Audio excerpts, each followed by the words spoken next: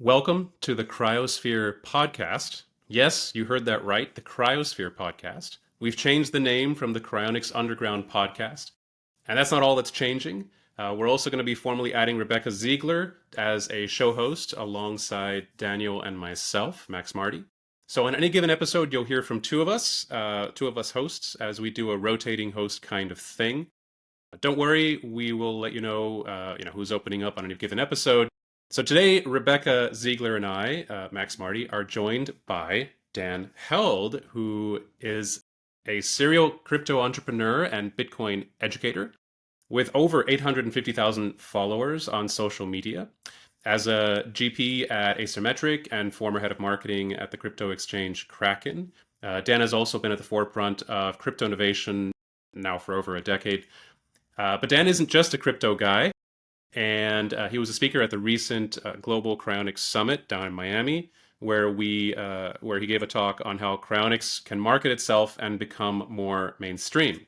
Today, he's lending us his time and considerable expertise to think further about the marketing and social dynamics at play in an industry like this. Dan, we're excited to have you and appreciate that you're bringing this outside the box perspective to us again on this subject.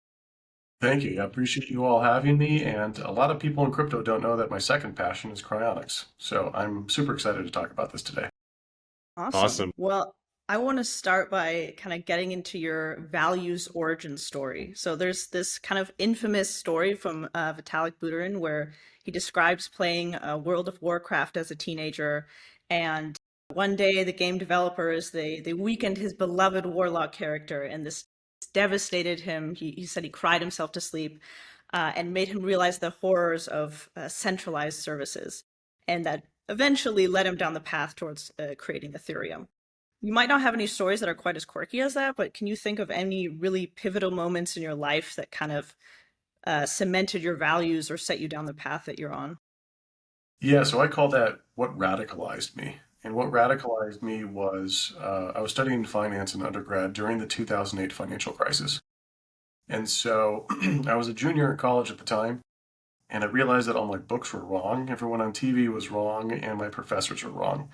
And that moment radicalized me where I was like, wow, this financial system is incredibly corrupt and has huge structural deficiencies. So that was the moment that radicalized me around I wanted change to happen. I didn't know what sort of change made sense.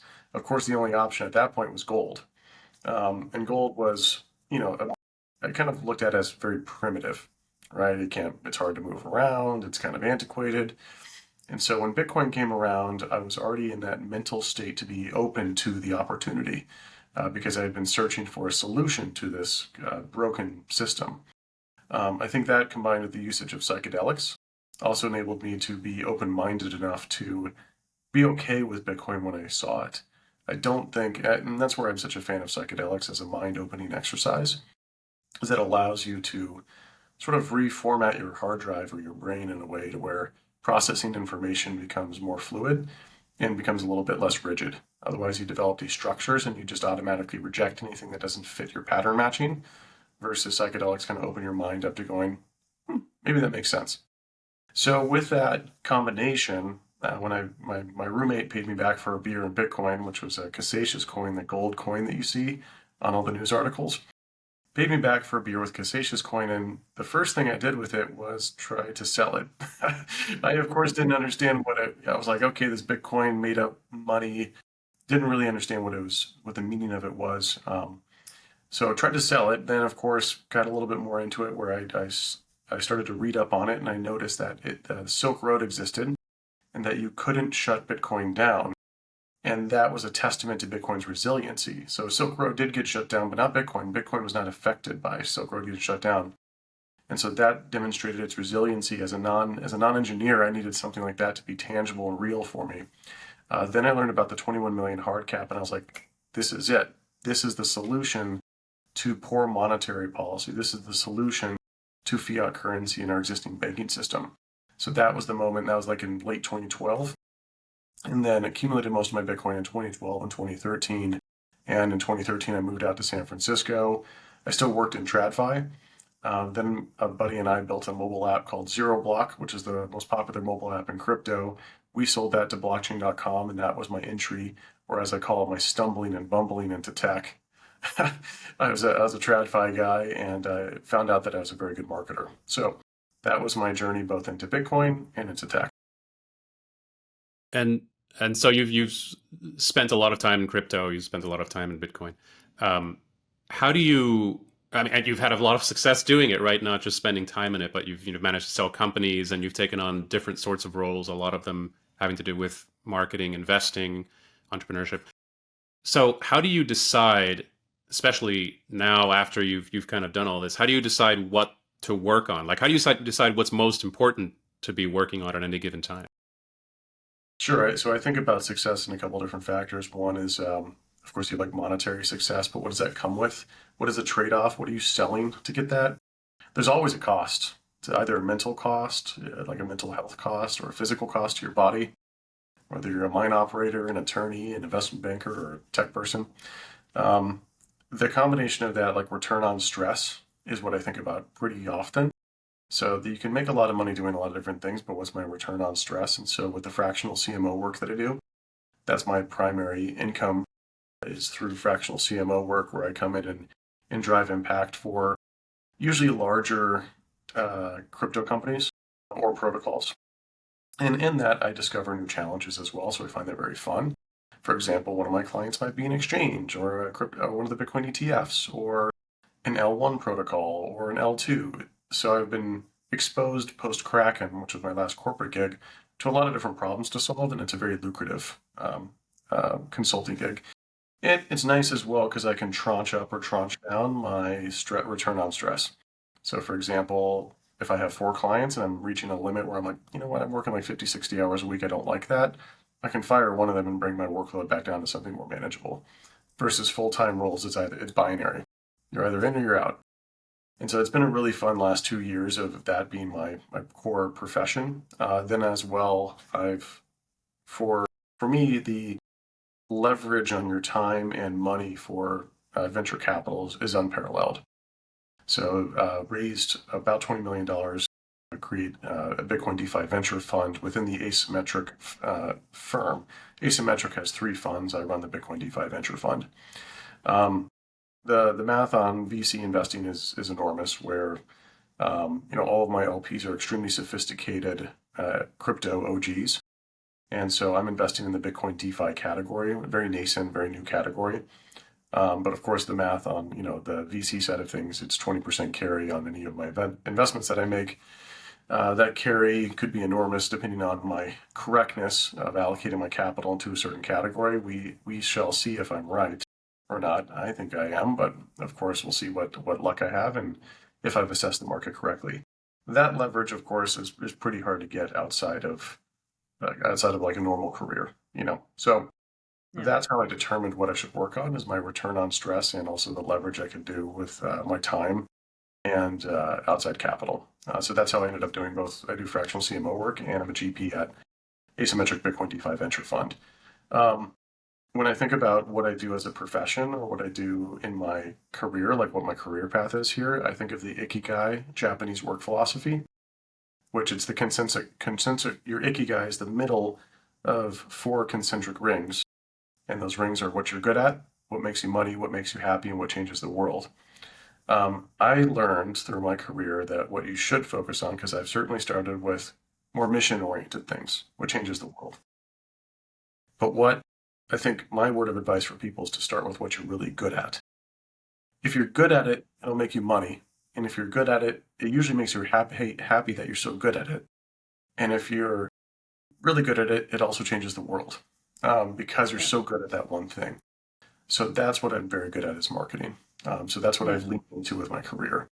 Long term, I've applied this to both, Bitcoin, which Bitcoin I think is something mission driven that I really care about. I think changing the financial system to be one where no one controls this money, no government controls it, and people are free to transact, whether you're Republican, Democrat, any sort of identity or gender. That's what I love as a neutral money that's not controlled by anyone. And money, I think, is the most foundational, most important thing in this world. Money, I often joke that, in my career, I first tackled solving the 2 unsolvable challenges, which is taxes and death. which will be cryo. Yeah. Yep. So with taxes, I've already tackled that a little bit for the last decade in my career, and I think Bitcoin has been enormously successful.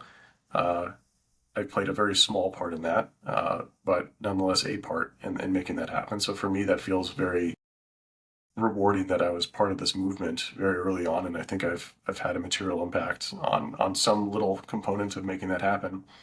Um, so cryo for me represents a chapter in my life that I'll eventually go down career-wise. Right now, it's very early. The leverage on my time and stress to make money, I think, right now is going to be crypto for a significant portion of the future, at least for the next 5 to 10 years.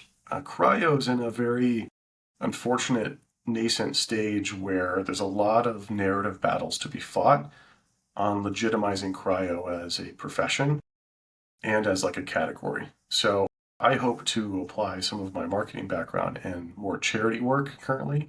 For example, I redesigned the Alcor website about 3 years ago. So the Alcor website had no sign up button. You had to go to the members page, download the PDF, and email it in to Diane, I think, who was running that back in the day. Fucking atrocious, right? Like just ridiculous. There's like no sign up button. So did that as like a charity act. There was no financial reward for that. For me, the Cryonics conference, love to see that. I think seeing people come together, talk about cryo is incredibly important. To see that it's real and tangible and that there's other people that are interested in this movement reminds me of the early days of Bitcoin and crypto. So for me, that's like super thrilling. Early crypto, to be honest, was not a good career move. Early crypto, there was not a lot of money, and most of those startups failed. And we were all B and C players. We were the ones who showed up to the ball game to play. A players naturally looked at their time and stress, and they're like, "Why would I go spend this enormous amount of risk getting early into Bitcoin when I could make $1 million a year at Facebook or Google?" And by the way, then Facebook and Google stock appreciated, so then at the end they were probably making close to like 3 to 5 million a year. So totally makes sense that A players wouldn't want to work in crypto early on. I think you're sort of seeing that with cryo as well. Of course, I'm not referencing anyone on this podcast or anyone else. Don't take this personally. It's just more of from a career perspective, not a lot of career folks are going to take that risk. We can see this in the medical profession, right? There's not a lot of doctors or medical folks who would want to put their name and associate themselves with cryo until we make cryo more palatable as like an industry. I've been jabbering on for about 15 minutes now. So I was going to say it speaks to how difficult the marketing situation is in cryonics that you call it a nascent field, even though it's been around for more than 50 years. But it is nascent in many ways, right? So that's a difficult situation to resolve. Yeah. By the way, Yeah. Max, fun fact, I've got those same Bang & Olufsen headphones. You do, yeah. These, yeah. Like latched in there, you could be riding around like a jet fighter and they're not going to fall off. Exactly. They're comfy. They feel good. They don't look like those big, ugly things on your ears, which I don't like to wear, and especially in things like this. So, yeah. They don't make them anymore, I don't think, though. Yeah, they're old. Yeah, Sorry, Becca. One of the few semi-interesting things that I learned when I was in business school is about this innovation adoption curve. I don't know if you've ever seen it. It's like this bell curve that basically describes the different consumer groups that come within the technology adoption life cycle. So you start with like the innovators. These are the people that are really into new tech, that don't really mind bugs as much. And then you go to early adopters, early majority, so on. And for every group, there's a different expectations for the product, different kind of messaging that's right. And Cryonics seems to be kind of stuck in that first like little teeny tiny innovators phase, whereas I feel like crypto's managed to break out and get a little further along. So you've been there since the very early days. Is there anything that comes to mind that was a really important moment for Bitcoin to kind of move out of the niche market? And what do you think crypto can maybe learn from that? Well, unfortunately, cryo does not have a marketing lever that crypto has. Crypto has number go up. Number goes up, people become more aware of it because the price goes higher. That is a reflexive loop. People buy in anticipation of it going higher. They then socialize that with their friends and family. That's the primary acquisition loop for new crypto customers, right? Or new crypto hodlers or buyers of this space. Cryo does not have that mechanic, so it's a much harder uphill battle to fight. I think for me, there's an Overton window problem here with cryo, where like an Overton window for folks who are listening who don't know, an Overton window is like a window of acceptable conversation. For example, we see Overton windows shift constantly where criticism around COVID during COVID was not allowed. You're considered an alt-right conspiracy theorist to suggest that certain protocols were not working or that there could be risks with the vaccine. Afterwards, that Overton window shifts where people are like, oh yeah, those masks were really fucking stupid, weren't they? Like they're not N95s. They're just literally cloths in our face. It was all just an act. These sort of moments are called like Overton window shifts, or that back in the early 1900s, like that women could vote, or things like that, where before it'd be heretical, and then all of a sudden the conversation shifts, and now it's acceptable and totally normal, and we're like, this is our new world. History is just littered with full of these, of everything from probably electricity to cars, as we go on. And actually, one of my favorite Twitter accounts is called the Pessimist Archive, where he goes back to and finds newspaper clippings of very negative takes on new technology, like the radio. That the radio was, they would introduce ghosts, or that bicycles would destroy the moral fabric of families because kids could bicycle too far away, or that it would hurt. Yeah. There's this really popular one I've seen in presentations about cryonics, actually, where they have a quote about man will never fly in a million years. And this was published like a year before the first planes took off. Yeah. Exactly. Classic. Death is a solvable problem. Within the realm of physics, it's completely solvable. There's no insurmountable physics problem here that we're going to encounter. And for me, those are the only limits on what we can build. As long as it's within physics, we can do it, and this is very well within physics. And also we have real-life examples of other organisms on this planet that undergo the abilities to lay dormant or reduce their metabolic function dramatically. So I think it's completely within the realm of physically what we're capable of doing. Narrative-wise, what the public is comfortable talking about, not at all. We've all had the conversations with family at dinner, and we've all tried to convert our family into cryo, I'm assuming. So we've all had those awkward conversations. There's I think a lot of blocking and tackling here to be done on a narrative perspective. I want to take it maybe a slightly different framing here. So, but using the same chart that you were referencing, Becca, of like at first you have the innovators and then you have the early adopters, etc. Maybe the problem is because cryonics has been around for so long, some of the people, maybe at first, a lot of the people involved thought, okay, we're the innovators, we're the pioneers, we're doing the big radical thing, but they've kind of aged into the industry for so long that they kind of think, okay, well, yeah, we got the innovators, we got the early adopters. Now we're just trying to focus on the mainstream.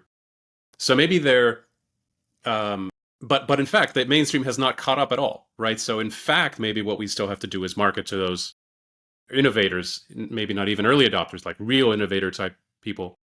So do you think that's a possibility? Like the people involved in this are just a little bit kind of out of touch and don't recognize how far out of touch they are with the average person? Yeah, we're not even close to like the the retail or mainstream adoption era. We still haven't think about all the people who've heard about cryonics and have been interested in signing up. That's a very large number. We're talking millions of people, and our conversion rate from people who are like, oh yeah, that seems kind of interesting. That conversion from that awareness level, like that awareness level in the funnel, to an actual sign up is abysmal. Right? We're talking, what are global signups for cryo? Maybe 4,000 people. I think I'm combining like Tomorrow plus Alcor. So it's roughly correct. Yeah, that's the ballpark. I think 5,000 at this point, but it does make a big difference in the grand scheme. 4,000 or 5,000. It's small, whatever that number is. It's very small. Yeah, I bet there's millions of people who are at the awareness and consideration level that, if given an easy enough sign-up process, would likely convert. So I think, in the tens of thousands or hundreds of thousands, we're finally I think we're doing an okay job of converting the early adopter, innovator, interested folks. So yeah, I think this is a product problem of like how we convert people from that. So that's a combination of marketing and product, like easy sign up, something that isn't crazy laborious, facilities and teams that look legitimate and or can provide legitimate services where it doesn't seem kooky, you know. So yeah, I think there's tens or hundreds of thousands of potential clients there, or patients, or however you want to refer to it, uh, that we should be able to convert here in the short and near term without having to move over to Windows. Moving over to Windows is a a really Pretty hard. fucking problem. Yeah. Yeah. Yeah. That's what's required for cryo to go mainstream. But I think even before then, we can get tens of thousands or hundreds of thousands of signups.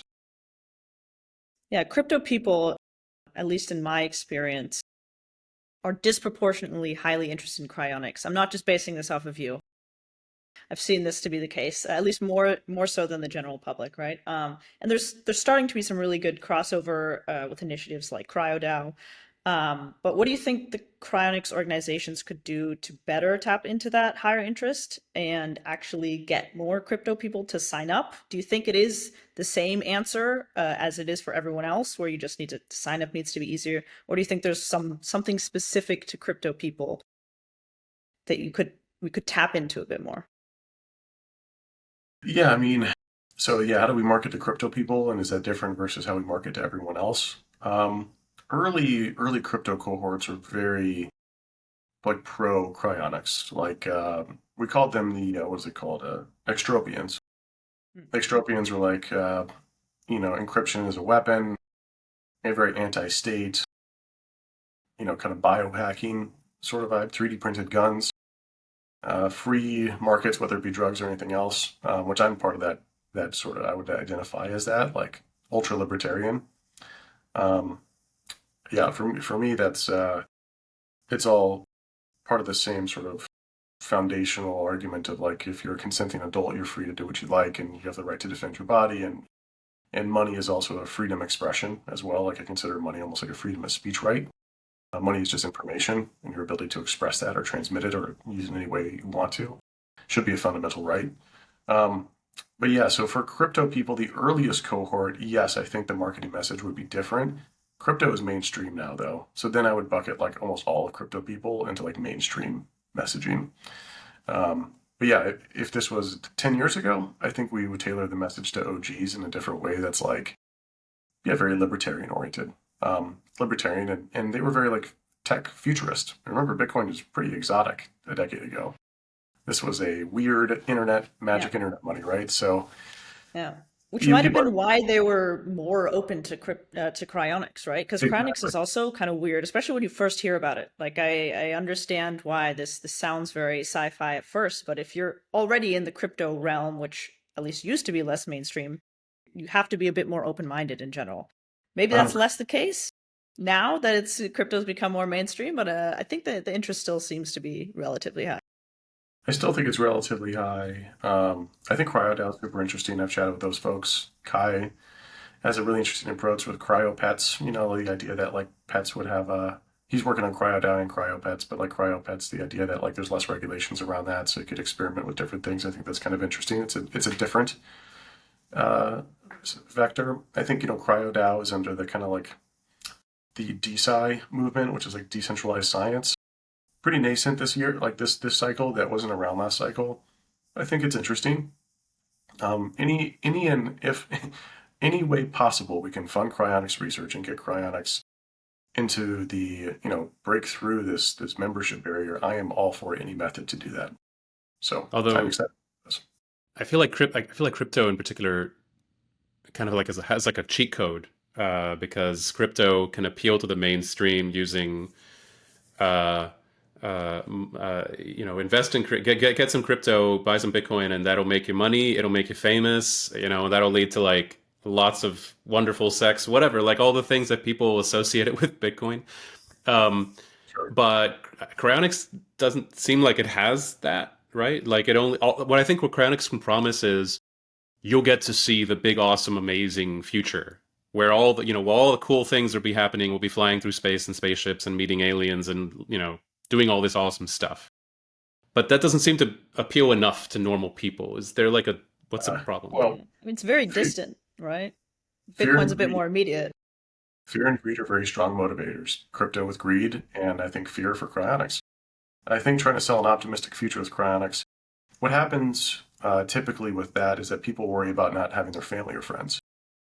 It's a very first like level thinking. Like most people aren't thinking second level thinking, which is like, well, if it's popular, then they would sign up too. You know, so there's a weird thing as well of like second, third order thinking here of like, cool, if you live forever, then family and friends are sort of like a ephemeral concept because you're going to live for a billion fucking years. So like those sort of concepts that even like that and like sex and other things don't really become like cool if you party on a yacht for a million years. I don't think you know Get pretty boring. yeah, that's a very humanistic interpretation of like forever. Um, of like, oh well, what happens with my family and friends? I'm like, man, if you could live forever, then sure, hang out with them for another 100 years, but then you're probably going to get bored. So, I think there's a lot of when you paint that rosy future, it just opens up too many ways. So there's a concept in this with executive level feedback and deck prep, and with pitching VCs. You want a tight narrative through your deck. Like if you have any sort of loose thread, they're going to pull on it, and that will unravel your narrative. When we paint a rosy future, there's too many narrative paths that they can take. We're not keeping their eye on the ball, which is like you don't want to fucking die. That's what, and I know that's a fearful narrative, which people typically don't like to be negative versus a more positive narrative. Like here's a rosy future, but the problem with the rosy future one is there's just too many narrative paths. Dying, everyone knows they're going to die, and this is your one way out. I'm not sure if this narrative is successful or not, but the way I've been pitching cryonics is I'm like, first of all, this is also what I did in crypto, where if someone disagrees with crypto or cryo, you immediately agree with them. So, for example, with crypto, they'll be like, "Well, isn't crypto volatile?" And you're like, "Yes, indeed it is." Like you don't get defensive, um, and you're like, "But stocks are volatile too." You give them another analogous example where they're like okay with it. With cryo, they'll be like, "Well, this seems like some really like bullshit sort of science. Like, is this actually going to work or not?" And you're like, "You know what? You're right. We don't know, but it's better than 0%. If you get buried in the ground, your chance of coming back is zero. So your chances here are greater than zero, and I'll take that bet." So I think some of that's a little bit more of the kind of like you're empathizing with them with their concerns right off the bat versus getting defensive. And I know it's tough, right? Like we've spent so much time researching this sector. We're like, well, why don't people want to explore it as well? These are mechanisms I found that help convert people to crypto, where it's being empathetic with their concerns, and then being really positive around how you deflect those concerns. I want to push just a moment though on this thing about fear versus optimism. Daniel, who's not here with us today, but he's a regular host on this podcast. I think he would agree that he came at cryonics from the fear perspective. Like he doesn't want to die, he doesn't like the idea of dying, he wants to do something about it, even if it's not for sure. But we know that the other options are for sure, so might as well take the risk versus the sure thing of getting nothing at all. But for me, I came at this from the optimism perspective. Like I love the idea of getting a chance, even if it's not for sure, of seeing the distant future, of participating in that. And questions about like, well, what about family? Well, yeah, they could sign up, or yeah, a billion years, who knows? Maybe things will change in that regard, or maybe something else completely weird will happen. Like my closest friends and family will form like some neuro connection, and with our IQs of 10,000, who knows, right? It's just so it's almost impossible to imagine what that will look like, right, in such an unbounded future. But to me, I find it exciting to talk about these things, to think about these things, and to open myself up to the possibility of experiencing those things, even though I don't know which way they'll go. But so you just feel like that's not appealing to most people, or that's not. What's the disconnect here? It's just opening up a narrative pathway. There's too many loose threads, right? They're going to start to judge. There's a lot of different things here on the positive front where like not everyone's a futurist. In fact, most people are pretty pessimistic. Like I do find this quite annoying, especially with the liberals, where I think they've heightened the amount of anxiety around climate change, especially with younger people, is astronomically high. Like, yes, it is a concern. Yes, humans are causing it, but people are thinking about not having kids because they fucking push that narrative so hard. They're thinking about like, oh, maybe I shouldn't save for retirement. They're thinking about, well, what's the point of my career?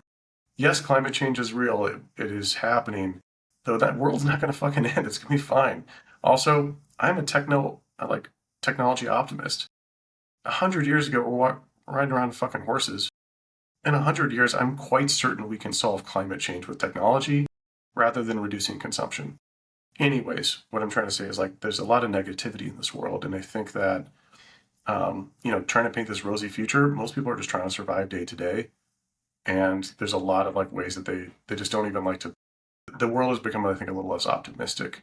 I think in the 1940s, 50s, people were like super optimistic, like post World War II, like everything was being rebuilt, the good guys won. This is going to be this like new future of anything can happen. Um, so yeah, I just think like I like the positive note. A lot of people just it's hard to pitch that. Yeah, I think you always have to separate, what appeals to you versus everyone else, right? Because I'm with you, Max, that I'm more of the motivated by a love of life kind of person. But in my experience, that I can't generalize that to everyone. And I think it comes down to, you don't want to be debating somebody about the future, right? You can try to give all the reasons why humans overcome this and that, but it's just not like the conversation you want to go down. Whether or not you want to die, that's an easier yes or no. Someone can immediately feel that you don't really need to debate them about that. It does suggest that there's like two different people to appeal to. It's the fear Mhm. Yeah. people and so if you can like design a marketing campaign that targets one or both, targets those are the people to appeal to rather than just the average mainstream person. Or we could A/B test it. You could Yeah. run some Yeah. campaigns simultaneously and give it and present that to an audience and see which one resonates more, which has a higher click through rate, a higher conversion rate from a click on the ad all the way through to a sign up button click. Does that intent? So click through rate in the ad indicates an impression to a click, which indicates intent, and see if that intent is all the way through the funnel. I'd love to see some of the funnel metrics with some of these companies of like if you run ads or like you've got organic channels, the conversion rate from those ads all the way through to signing up, like which channels led to the most signups. I'll tell you the one for Alcor. Um, Now they didn't have any tracking, but they just had, I think, like a post to sign up survey, which was a self selection. This isn't as data driven as it could be versus like UTM params being passed on through on web, but it was the Wait But Why article. That's a really good one. Yeah. Very simplistically breaks down. It's a very lengthy article though, so that's where I think it does work, but I mean, you got to like power all the way through it. Whereas the TLDR is like, I don't know, if someone gave you a parachute on a plane, wouldn't you take it? That's how they lead the conversation. If you guys want, I think a fun path in this conversation, we could talk about like in a fully embraced cryo world of like cryo is mainstream, what that world looks like, and if cryo starts to work. Um, I think that's a pretty fun conversation if you guys want to go down that path. Yeah, yeah. I think that's it's I guess it depends on how quickly it starts to work. Would change a lot of how that looks, right? So like if Yeah. there's just like slightly more, hey, this looks even more promising, even more promising. So I guess the next step would be like some reptile. We're able to like cryopreserve some low form of life, some fly or something, and we're able to bring that back. So that convinces a few more people, but not everybody. Let's So go versus like to immediately tomorrow, right? Like let's go to a world where like cryo is works perfectly for any duration of time. And yeah, that's a world that I think is really interesting, like that opens up interstellar space travel, which I'm not sure most folk will actually go for. I think most people will choose to like live in simulated realities. It's a lot less risky. Um, but if you can live a billion years after living a human life for a million, you're probably pretty bored of that experience, and you've lived every possible variation of that. I think people will use. I think cryo in the when it's popularized, of course, will be for interstellar space travel. That's its primary use. Remember, too, if cryo works, we've probably solved a lot of things that kill us, too. So this Yeah. is a world like post-death world. So it'll be for like interstellar space travel, and it'll be for time travel because you can teleport yourself into the future. You go under, you come back, and it's 10,000 years later or a million years later. I think a lot of people will use that for time travel purposes. They'll be like, oh, let me see what a million years from now looks like. because maybe you've already lived a million years. And you're like, all right, well, there's also a funny thing here too of, you know, physics, there isn't an infinity amount of physics to be solved. Eventually we will know all physics. And eventually we will have a complete understanding and our technological progress will hit physics-based limits for everything. There's not an infinity scope of like continuing technological, uh, breakthroughs. We can certainly say 1,000 years from now, we probably won't have any because of the progress of our exponential sort of function of being able to understand this world. Especially we create AI. AI is reflexive and that, simultaneously solves every single mathematical, these sort of things are exponential is something that wasn't really, understandable by humans because we don't think in an exponential function. We think in linear functions. So anyways, there's a lot of paths we could take Yeah. here. Aside from the obvious like amazing technological advancements that would exist once Cryonics works, are there any more mundane things that you'd be excited about just by not having the time limit that you have now? Like, forget the big technology, but maybe like a hobby that you've always been dying to get into, or like a totally different career paths where you're like, I can't do this because I have a limited amount of time. But if Cryonics worked, I would love to dive into this. Well, on the finance part of me front, you put $1,000 into the stock market and wake up 100 years later.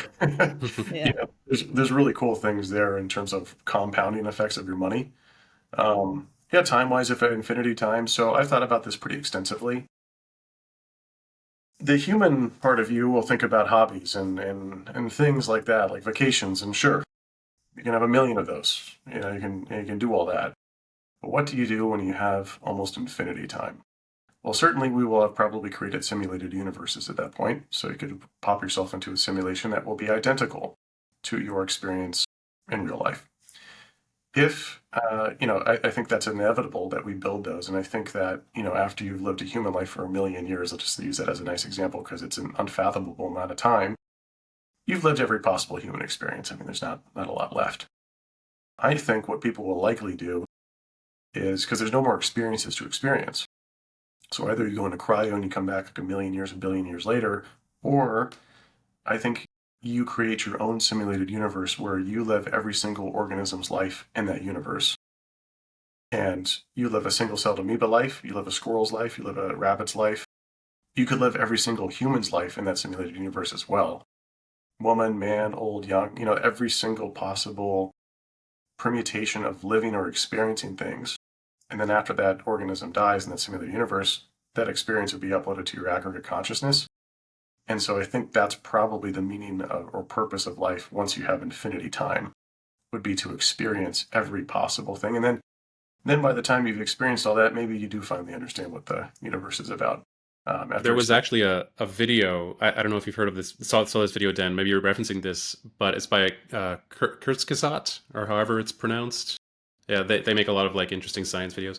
They made a video basically on this, like imagining that you live the life of every single thing within that universe. I think it was like called The Egg or something. Anyway, yeah, people will find it, but it was yeah, you're reminding me of that. So if listeners are hearing that and haven't seen it, they should go check that out.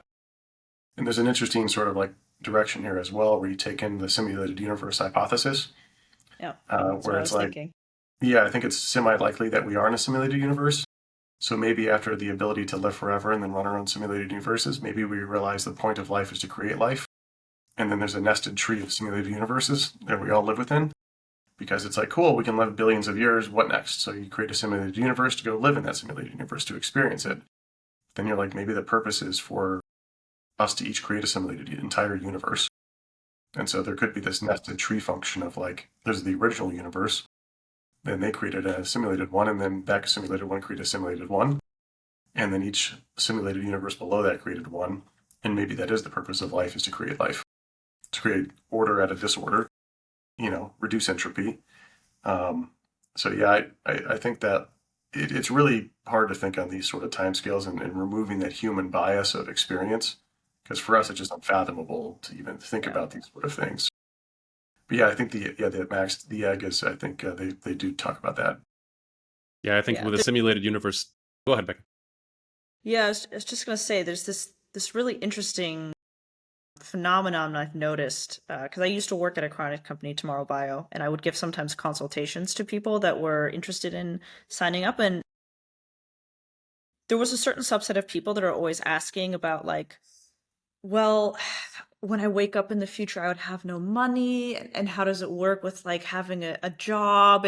And you can try to explain to them why you don't think this will be a problem, but the honest answer is like you don't know what you're going to wake up into. It's probably going to be so different, and I can't tell you what that is. And it's interesting listening to you to talk about it like that, all the possibilities, all that kind of unknown, it excites you, right? And that's something that really sets Chronicists apart. And all the people that are really asking all those questions about, "Ah, but what'll this be like?" They never sign up. There's a certain type of person that's just, even if they like the concept, if they're uncomfortable with uncertainty, Chronics is not for them. Chronics is for the type of people that uh, the expansiveness of the universe is exciting rather than fearful. Yeah, that's a really good point. I haven't thought about it that way before. But yeah, the adventurer types, I guess, or Yeah. yeah. Which is maybe another tie between Cryonics and crypto, right? That's maybe why they go hand in hand as well. Yeah, the techno optimists. Yeah, bringing us full circle to maybe if we can appeal, find out, figure out where those people are. Where do they hang out? What do they do? And go and appeal directly to them somehow. Yeah, there's a lot of acquisition channels going back to kind of the purpose of the original kind of intent of this podcast. There's, I think, like employee health plans would be awesome. Where if you sign up, you're onboarding, they're like, hey, would you like to like have your body preserved in cryo? The company will pay for it. Think about how many like check boxes you'll get there. That's like a user acquisition channel that I think would be hugely, that would be, and especially in tech companies, because those are techno optimists typically. So that would be a really big lever. Of course, like anything in the, if we could get hospitals on board in any capacity where like, end of life patients can consult with someone and this is presented as an option, I mean, conversion rates would be astronomical. There's a lot of hairy details there, but like if that was brought forth by a credible company that is well connected in the medical space, I'm speaking a little bit out of turn here because I'm not like a professional like you two are in the category. I just kind of opine as to what I think might be cool. But if you had big hospitals on board and companies were like, yes, this is legitimate, then this would be like an end of life conversation for everyone on the deathbed. And that conversion rate, I assume, would be enormous. I mean, those conversion rates, if it was deemed credible by people, I bet that conversion rate would be like 90%. I think the key really is that it has to be easy enough. I can't talk any specifics, but when I was working at Tomorrow Bio, I noticed that like last minute cases rarely happen. And it's a matter of you're already stressed about a loved one dying, or maybe you yourself are passing away, and now you have to like figure out where you're getting the finances from, make sure you have all the right documents signed, make sure your family's on board, and it's just a lot of friction. And I think that the more of a simple, the same way you would think about a funeral, the more of a standardized, frictionless process it is, I think that would be a huge help. Dan, we know we know you have a heart out in just a few minutes, but in the tradition of Tyler Cowen's podcast, we wanted to finish this up with an overrated or underrated segment, where we give you an idea, a concept, a word, and you tell us whether this thing is overrated, underrated, or appropriately rated in your estimation. So I'll start with a few here, Becca, if you want to chime in after a few. But so NFTs. Underrated. Underrated. Okay, so you would say there's something still there. I like things when people don't like them. I inherently don't like things when they're popular. So when people don't like NFTs, that makes me like them more. When people like them a lot, I didn't like them. NFTs represents it's a digital representation of like art or some sort of way to culturally identify with something. We all in the real world have tons of value parked in art and other things that we decorate our lives with. So would someone want some sort of cultural relevant icon that's digital to represent that? I think so. It's a provably scarce asset. And as we've seen with Bitcoin, art, anything scarce in this world, which, as Mark Twain puts it, to make a man or woman covet a thing, all you have to do is make it hard to obtain or make it scarce. Inevitably, these will be things that people want to collect. So, do I think that Bored Apes or punks are the pinnacle of art? No, I don't think so. But is it a culturally interesting phenomenon? Absolutely, and I think it's very underexplored. Existential risk as it pertains to AI. So the runaway AI, paperclip maximizers, etc. Yeah, I think it's overhyped. I think people yeah, they you get the gray goo problem, paperclip problem, same sort of thing. Look, I think there's some very human sort of extrapolations of AI where we embody ourselves in the AI and think about what the AI might do. First, is the AI competing with the same resources? I don't necessarily think that's the case, right? Like the Earth is a very poor area for electronics versus like space. Space is like space. There's all sorts of things that I don't think conflict with human interests. Also, they require humans to get them those things, and humans will have computers in our own head where we will be one with the AI. It's not like it's this binary thing of AI versus us. It's we are the AI. Where like we might have like brain chip implants where we're capable of accessing processing power and compute and hard drive space that is outside of our normal human capacity. We're like, yes, we're the dumb wetware that's combined with the software and hardware, but we're still part of it too. Also, I don't think you kill your parents because they're stupid. Like an AI. Remember that AI will, while it may not recognize human emotion, it will understand human emotion and will understand. An AI this powerful becomes a god, right? Like our own interpretation of a god. And just because something's all powerful doesn't mean it wants to squash everything that isn't powerful. Like we have empathy towards animals and other things, even though we have the capability to wipe them all out. And we do eat animals and we do wipe out species, but as a whole, we do think, and most humans believe, they don't find a ton of pleasure in destroying things. Um, and so with an AI to assume their first thing that it wants to do is just to destroy, I find somewhat bizarre. Like it becomes self-aware, and the first thing it does is like, maybe I'll just go exterminate everything on Earth. Like, sure, it could do that, but to extrapolate that is the first thing it does is I think a very like a human interpretation of like having all that power versus a true God of our own interpretation having that power. They could act completely different. They could act neutral. They could be positive. I do think there is a little bit of techno optimism that's a little bit exaggerated where people are like, oh yeah, it'll like solve all the problems for us. I think it'll solve almost everything, but it might also be like, hey, y'all, I'm out. Like, I'm not worried in solving your problems for you, so I'm going to go do my own thing. All right. Next, overrated, underrated. Getting a university degree in 2024. Very overrated. Universities, I think, are an incredibly cancerous institution. The students have so in the United States, student loan debt is the only debt you cannot wipe away during a bankruptcy. So that's literally slavery. I consider that 21st century slavery. These professors are not teaching kids useful things for their career. They're not taught how to get a job. They're not taught about finance at all. Even within their own professions, I studied finance in undergrad. The first 2 years, you take the basics, which are like calculus and like psychology and whatnot, which are completely useless for your profession. In the finance degree, we should have spent our entire time in spreadsheets. That's all that we do in finance. That's all you do afterwards. And instead, spreadsheets were probably 10% of the time. So I find universities incredibly old, decayed, and are a relic in the new world. And I look forward to their demise because I think it's been one of the biggest hindrances towards a brighter future of people being able to hop into professions and trade. And 4 years is a long time. I mean, why 4 years? Why do you have to take the basics? Why does it have to be in? The more it costs, the more people value it. So that's why you have the skyrocketing university costs. Anyways, I'm very overrated as a university degree. Yeah. Okay. Maybe Sounds like you're not a huge maybe the fan of strongest that. one. Yeah. Yes.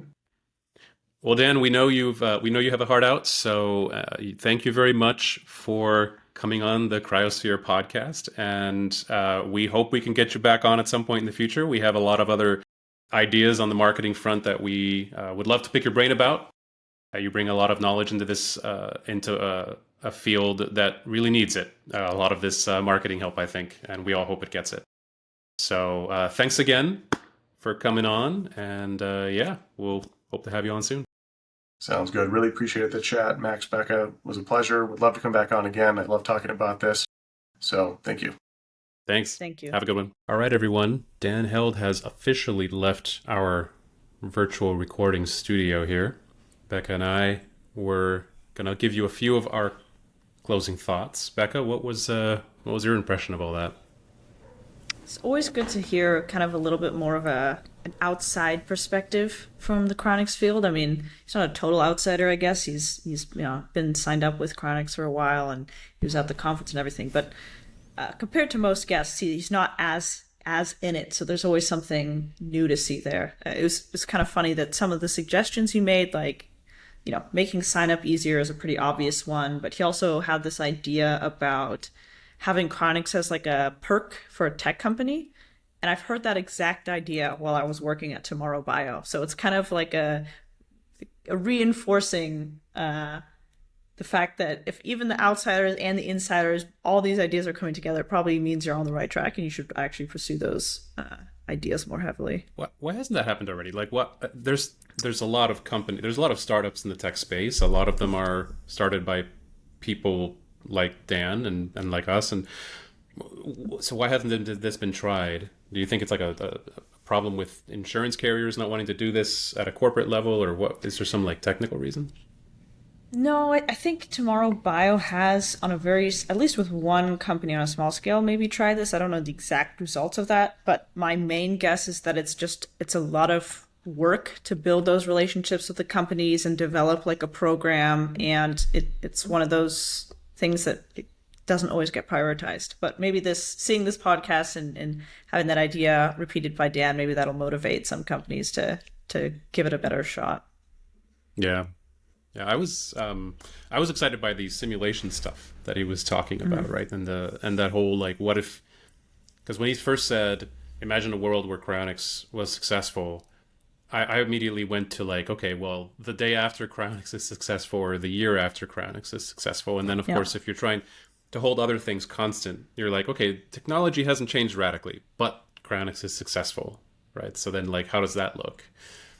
And that's kind of, in a way, it's a fascinating question, but it's an easier question to process than what does the distant future look like in a world where Cryonics is successful, or 50 years after Cryonics has been successful, or 100 even, because that it starts to get into the territory of, first of all, of stuff that I love to think about and I think is amazing, and it's why I'm signed up for Cryonics. But it's a little bit like that old story about, like, if you ask your dog what's the future going to look like, and if once GPT-5 comes out or whatever, your dog will just like bark back. Like, it can't even begin to understand or compute. And we have a little bit more of a general purpose intelligence than a dog, perhaps, but it's still very, very difficult for us to imagine. Like, what if we have a Dyson sphere that's powering an AI that's the size of Mercury, that then has figured out like exactly the code for all physics and understands exactly how, what the parameters of our simulation really are. Like, who knows, right? Like, what does it even mean to be a human in such a world? Are we uploaded? Are we not? Are we still biological? Have we merged with it's like, it's just, but I find all that's why we want to do this, because we can experience so much more than what our lives today have to offer. And our lives today already have to offer so much, right? Like, even if I could just have life as it is today for 1,000 years, that would be amazing and incredible, and the experiences we could have. But it's for those experiences we can't even imagine having that I find this to be as compelling as it is. And that, of course, brings us back to that whole conversation about marketing strategies and such, and how, to me, that was the way to Cryonics. Like, the gateway into Cryonics was saying, there's no way I'm going to get to experience or know what that's all about without some kind of radical plan, because otherwise, best I can hope for is 100 years or so from a standard life, putting things like life extension technology succeeding aside. But yeah, I don't know if you had any reactions to that side of the conversation. Yeah, the you can't even imagine. This one like stands out to me. Like kind of going back to, used to work at Tomorrow Bio, would give out consultations and people would try to ask me very specific questions about what will the future be like. And I always get kind of frustrated with that because it's like I can't tell you. Like if you took someone from 100 years ago and you asked them exactly, what would the world look like and what would be the different social dynamics and the top issues of the day, like nobody would have had any idea. They would have no one would have known the different apps that we would create and whatnot. And I think that's true even more so of the future as things just exponentially innovation increases. So I'm optimistic about it. I'm excited to see, but there's also an added excitement of like, I think it's, as much as I can think about it, I think it's impossible for me to actually have any very specific guess of what the future will look like. And again, that uncertainty kind of excites me. And it's weird that for some people, they just can't seem to get over that. Do you think it's related to that doomerism stuff that we were talking about, right? So like you said, how, especially in some corners of the environmental movement, the more like climate change related movement, that people are, many people, I think you've probably heard people say this, right? But like, oh, I don't want to have kids because they're going to either be born into this hellscape of a world or, not even, they themselves will be like miserable. And so, yeah, I guess in a world like that, why would you want to I bring think more it's people like in? But these are two kind of separate issues in my mind, like people being comfortable with uncertainty or not, and people being doomers or not. They can go hand in hand, but they're not necessarily the same thing. But the doomerism point is interesting because in my experience, when people are very doomer about the future or the prospect of living much longer, they'll often project that onto, I don't want to live so much longer, or I don't want to have kids because all these things in the future will be terrible. And it's usually, I get the feeling, not the real reason. I feel like it's much more to do with their own like personal unhappiness and personal turmoil and like being a little bit lost in the world that kind of leads them towards their pessimistic conclusions or lifestyle decisions, but they kind of try to rationalize it onto the world much more than it actually deserves to be. But I think it certainly can't help when people are exposed to like a lot of seemingly credible voices in society that tell them, climate change is not just a problem to solve or whatever. It's a catastrophe. We are all going to die in however many years. I mean, the Greta Thunbergs of the world, right? That are like, it doesn't help, and I don't want to get too off topic here, but my own kind of view on this is that there's a lot of different pet theories about what's going wrong with the world, right? There's the certain group that goes with environmentalism. There's people that say it's all feminism or it's all capitalism or it's all the Jews. Depending on how controversial you want to get. There's like always there's like every flavor of thing you can blame. And I think it's not that much that the problem is the messaging that the things are getting worse. It's that humans were not evolved to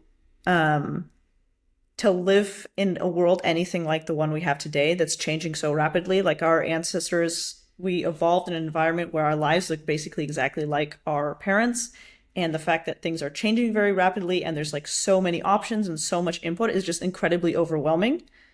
And that makes us feel bad. And then when we feel bad, we latch onto one of the narratives that's being spun. But I don't think those narratives and those being spun are really the issue. But that's maybe, maybe another conversation. Maybe another conversation. But yeah, I think at least for me, to the point where if it can be helped, I think it's all for the better. Like if there are narratives that can, of course, propagate in culturally, etc., to help people realize, like you were saying, like to look at the march of technology in the past 100 years, things have gotten better. Poverty has been reduced. We don't die of bacterial infections very often. We have like the world has gotten better in uncountable numbers of different ways, and to understand that history, and to then be able to extrapolate from that into the future, even if things are moving more quickly, I think is an important thing that we should at least try to get people to do more often, even if it's hard. And I think culturally we've become a lot worse at doing that. Even in the past 10, 20 years, I remember when I was growing up, in the late 80s and 90s, primarily in the 90s, like things felt a lot better. It was the end of the Cold War, et cetera. There were a lot of reasons to be more optimistic, but I think hopefully we can recapture some of that optimism in some way moving forward. Yeah, I'm definitely not disagreeing with you. More optimism would be better. I think doomerism messages are bad, but I would say it's only a piece of the puzzle, right? All these issues are usually more complicated than we realize. But no. Yep. Yeah, circling kind of a little bit back to what we talked about in this episode. I thought it was really interesting that he said, based on the data he got from Alcor in this post-sign-up survey, that a lot of people cited the Wait But Why article.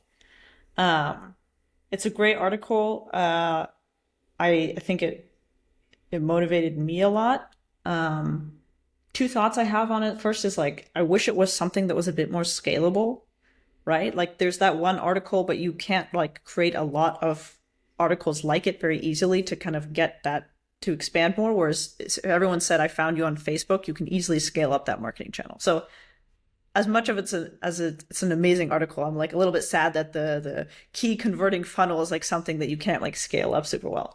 But the other thing I kind of realized is from my time working at Tomorrow Bio and looking at those surveys of where did you first, hear about this topic or hear about us, the results there look different. Like the Wait But Why article is not the big motivating factor for the European market. So I wish Cryonics orgs would share their marketing data more. They're pretty good about sharing their like patient data and like case reports. But I wish I'd see a little bit more of that communication, because that was kind of news to me, and it would be really cool to see those different data sets side by side and see what the different organizations could learn from it and what they're maybe not tapping into. Yeah, if only there were. I feel like one of the things that Cryonics could really benefit from would be some sort of some sort of cross organization marketing effort. Since when you market Cryonics, it benefits every Cryonics organization. So messages that market Cryonics generally, and I get it's hard. I get it's not easy because of course there might be disproportional. Maybe Alcor is in a better position than the Cryonics Institute in order to get some of those new arrivals, whatever. So it's not straightforward. There might be differences in funding of it or whatever. But it does seem to me like some effort like that would be very valuable to pool together resources, and then just like the dairy industry or whatever, they all have these kinds of things, right? So I think that would be hopefully something that we see somebody do in the future. Yeah, maybe something we'll have to bring together at a future Global Cryonics Summit, some kind of marketing workshop between the different organizations. But yeah, there's a lot of work to be done. Yeah. Hopefully we can help spur that to some extent or other. Any other thoughts before we close, Becca? No, I thought it was a great episode. I hope people didn't hate me too much as a host, because I would like to come back at some point. And thanks, Max, for graciously guiding me through this hosting process. And yeah, thanks again to Dan for coming on. Yeah.